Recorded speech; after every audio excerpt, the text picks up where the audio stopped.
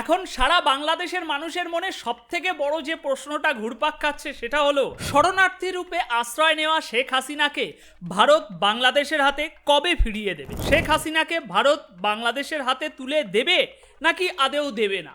এখন দেশের প্রত্যেকটা মানুষ চাইছে যে ভারত শেখ হাসিনাকে তাদের কাছে হস্তান্তর করুক এবং তারপর তার বিরুদ্ধে বাংলাদেশের মাটিতে চলমান মামলা চালানো হোক আর সেই মামলাগুলির বিচার শেষে তাকে কঠোর শাস্তি দেওয়া হোক। কিন্তু এখন প্রশ্ন হচ্ছে ভারত এই পরিস্থিতিতে কি করবে। ভারত কি শেখ হাসিনাকে ফিরিয়ে দেবে নাকি অন্য কোনো সিদ্ধান্ত নেবে।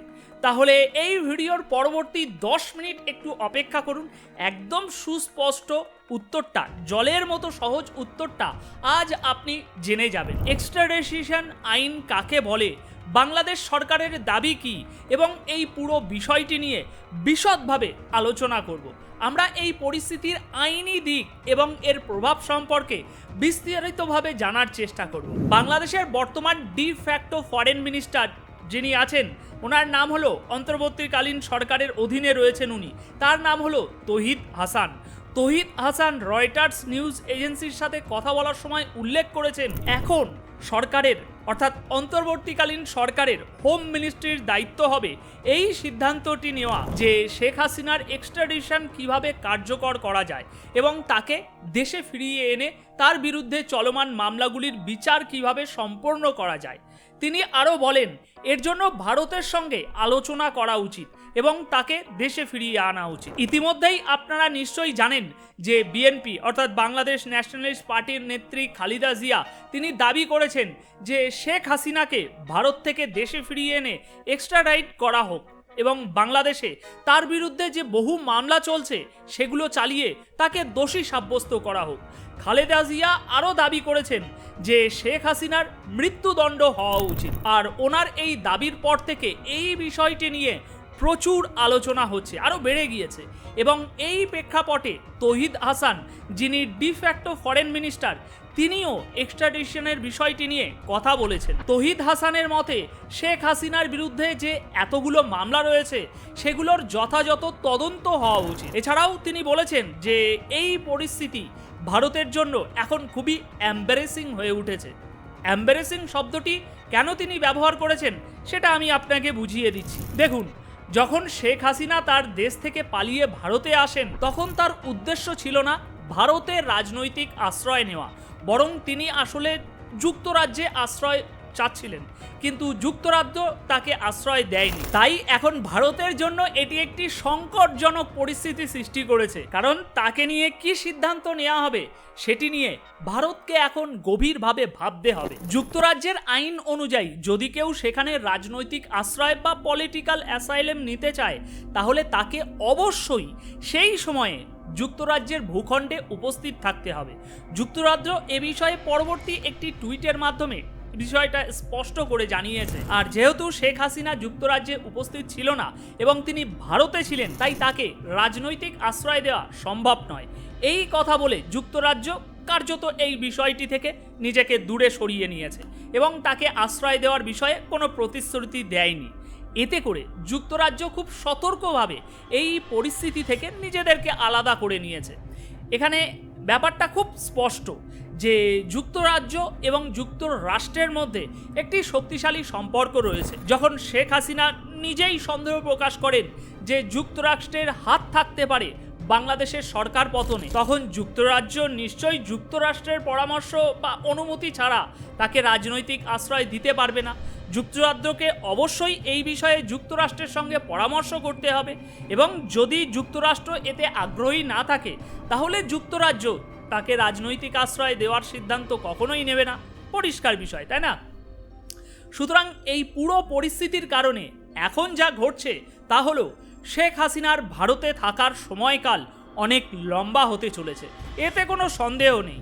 তাই এখন ভারতের সামনে একটি বড় প্রশ্ন দাঁড়িয়েছে যে তারা এই ক্ষেত্রে কি করবে। তার বিরুদ্ধে 2টি খুনের মামলা রয়েছে, যা 2 ছাত্রের হত্যা নিয়ে। এই মামলাগুলো বাংলাদেশে ইতিমধ্যেই চলছে। আর শুধু তিনি একাই নন, শেখ হাসিনা এবং তার দল আওয়ামী লীগের আরও বেশ কিছু বড় বড় নেতার বিরুদ্ধেও মামলা চলছে। এছাড়াও বলা হচ্ছে যে এই পুরো বিক্ষোভের সময় যে শত শত ছাত্রের মৃত্যুর ঘটনা ঘটেছে, এই শত শত মৃত্যুর মামলাও এখন শেখ হাসিনার বিরুদ্ধে চলবে। শুধু শেখ হাসিনা একা নয়, তার সাথে আওয়ামী লীগের আরও 10 জন গুরুত্বপূর্ণ নেতার বিরুদ্ধেও এই মামলাগুলো চালানো হবে। তাই এখানে বিষয়টি পরিষ্কার যে শেখ হাসিনার জন্য মৃত্যুদণ্ড নিশ্চিত হয়ে যাবে। আর আমি এই কথা কোনো অনুমানের ভিত্তিতে বলছি না, এটি বলছেন আতাউর রহমান, যিনি ইনভেস্টিগেশন সেলের ডেপুটি চেয়ারম্যান এবং ডেপুটি ডিরেক্টর। তিনি নিজেই বলেছেন যে পুরো বিক্ষোভের সময়কালে যত হত্যা, নির্যাতন এবং গণহত্যা ঘটেছে সেগুলির দায় শেখ হাসিনা এবং তার দলের 10 জন মুখ্য নেতার উপরেই চাপানো হবে। তারা ওই মামলাগুলোর মুখোমুখি হবেন এবং বিচার প্রক্রিয়ার মাধ্যমে এই গুরুতর অভিযোগগুলির নিষ্পত্তি হবে। তাই এখানে বিষয়টি একেবারে পরিষ্কার হয়ে যায় যে মৃত্যুদণ্ডের ব্যাপারে স্পষ্ট আলোচনা হচ্ছে। যদি শেখ হাসিনার এক্সট্রাডিশন হয় তাহলে শেখ হাসিনার বিরুদ্ধে কঠোর শাস্তি, বিশেষ করে মৃত্যুদণ্ড প্রায় নিশ্চিত বললে কোনো ভুল হবে না। তাই এখন পুরো বিষয়টি ভারত সরকারের উপরে নির্ভর করছে। কিন্তু এখানে বড় কথা হলো ভারত আইনগতভাবে এই পরিস্থিতিতে কি করতে পারে, সেটাই মূল প্রশ্ন। যদি আমরা ভারতের আইন এবং এক্সট্রাডিশন প্রক্রিয়াটি দেখি তাহলে সহজেই এর উত্তর পাওয়া যাবে। কিন্তু সেটা দেখার আগে আমাদেরকে একটু বুঝতে হবে যে এই এক্সট্রাডিশন কি এবং এটি কিভাবে কাজ করে। দেখুন, এক্সট্রাডিশন হলো একটি আনুষ্ঠানিক প্রক্রিয়া যেখানে একটি রাষ্ট্র বা স্টেট অন্য রাষ্ট্রকে সেই ব্যক্তি হস্তান্তর করে যে ব্যক্তি সেই রাষ্ট্রে অপরাধ করেছে বা যার বিরুদ্ধে মামলা চলছে। এই প্রক্রিয়াটি তখনই কার্যকর হয় যখন সেই ব্যক্তি অন্য রাষ্ট্রে পালিয়ে গেছে। এক্সট্রাডিশনের মাধ্যমে সেই ব্যক্তিকে ফিরিয়ে এনে তার বিরুদ্ধে চলমান মামলা বা শাস্তি কার্যকর করা হয়। তাই এখন প্রশ্ন হচ্ছে ভারতের আইনি কাঠামোর মধ্যে এক্সট্রাডিশন কিভাবে পরিচালিত হবে এবং এই বিশেষ ক্ষেত্রে ভারত কিভাবে সিদ্ধান্ত নেবে। এবার এখানে আরেকটা জিনিস একটু বুঝুন। এক্সট্রাডিশন প্রক্রিয়াটি দুই দেশের মধ্যে পরিচালিত হয় তখন তাদের মধ্যে একটি আনুষ্ঠানিক এক্সট্রাডিশন চুক্তিও সই হয়। এই চুক্তির শর্তাবলীর ভিত্তিতেই এই এক্সট্রাডিশন কার্যকর করা হয়। আর ভারত এবং বাংলাদেশের মধ্যে যে এক্সট্রাডিশন চুক্তি সই হয়ে রয়েছে তা 2013 সালে স্বাক্ষরিত হয়েছিল। এই চুক্তি অনুযায়ী দুই দেশ একে অপরের সাথে অপরাধীদের বিনিময় করতে পারে, তবে তার জন্য নির্দিষ্ট শর্তাবলী এবং নিয়মাবলী মানতে হবে। এখন প্রশ্ন হচ্ছে এই চুক্তির শর্তাবলীর অধীনে শেখ হাসিনা এক্সট্রাডিশন কিভাবে পরিচালিত হবে এবং এর পরিণতি কি হতে পারে। তবে তার আগে এখানে একটি গুরুত্বপূর্ণ বিষয় লক্ষণীয়, যা 2013 সালে যখন এই এক্সট্রাডিশন চুক্তি সই হয়েছিল তখন ভারতে একটি ভিন্ন সরকার ক্ষমতায় ছিল।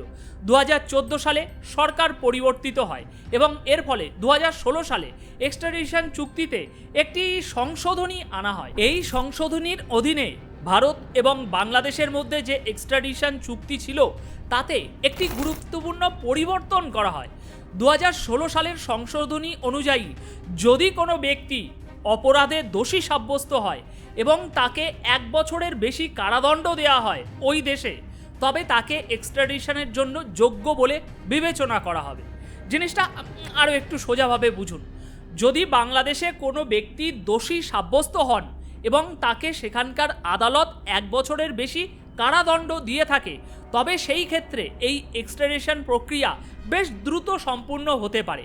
এই অবস্থায় যদি বাংলাদেশ সরকারের পক্ষ থেকে ভারতের কাছে সেই ব্যক্তির এক্সট্রাডিশনের জন্য অনুরোধ পাঠানো হয় তাহলে প্রক্রিয়াটি দ্রুততার সাথে পরিচালিত হবে এবং সেই ব্যক্তিকে বাংলাদেশ ফেরত পাঠানো হবে। তবে এখানে একটা মহা গেঁড়াকল পাকানো আছে। এই নিয়মটি রাজনৈতিক বন্দীদের অর্থাৎ পলিটিক্যাল প্রিজনার্স এবং আশ্রয় প্রার্থীদের অর্থাৎ অ্যাসাইলাম সিকার্সদের ক্ষেত্রে প্রযোজ্য নয়। আর এর স্পষ্ট অর্থ হলো যে শেখ হাসিনা, যিনি বর্তমানে আমাদের দেশে আশ্রয় প্রার্থী, তার ক্ষেত্রে এই এক্সট্রাডিশন প্রক্রিয়া প্রযোজ্য হবে না। শেখ হাসিনার মতো একজন আশ্রয় প্রার্থীর বিরুদ্ধে ভারত বাংলাদেশের মধ্যে যে এক্সট্রাডিশন চুক্তি স্বাক্ষর করা আছে সেই এক্সট্রাডিশন চুক্তির শর্তাবলী কার্যকর হবে না, কারণ চুক্তির শর্ত অনুযায়ী রাজনৈতিক বন্দী এবং আশ্রয় প্রার্থীদের এক্সট্রাডিশন থেকে সুরক্ষা দেওয়া হবে। সুতরাং এই পরিস্থিতিতে শেখ হাসিনাকে ভারত থেকে ফেরত নিয়ে যাওয়ার আইনি বিষয়টি অত্যন্ত জটিলতার মধ্যে পড়বে এবং তা সহজে মোটেই কার্যকর হবে না। এছাড়াও ভারত সরকারের নিজস্ব অবস্থানও এই ব্যাপারে পরিষ্কার। তারা সবসময় শেখ হাসিনাকে সমর্থন করে এসেছে এবং এখনও এই সমর্থন করে যাচ্ছে। ভারত সরকার তাকে আশ্রয় দিয়েছে এবং তার অবস্থানও এখনও গোপন রাখা হয়েছে। এমনকি শেখ হাসিনা 5ই আগস্ট যখন ভারতে এসেছিলেন তখনই মোদি ঘোষণা করেছিল যে যেভাবে তারা আগেও শেখ হাসিনাকে সমর্থন করেছিল সেভাবেই এখনও সমর্থন করবে, তিনি বাংলাদেশের প্রধানমন্ত্রী থাকুক বা না থাকুক।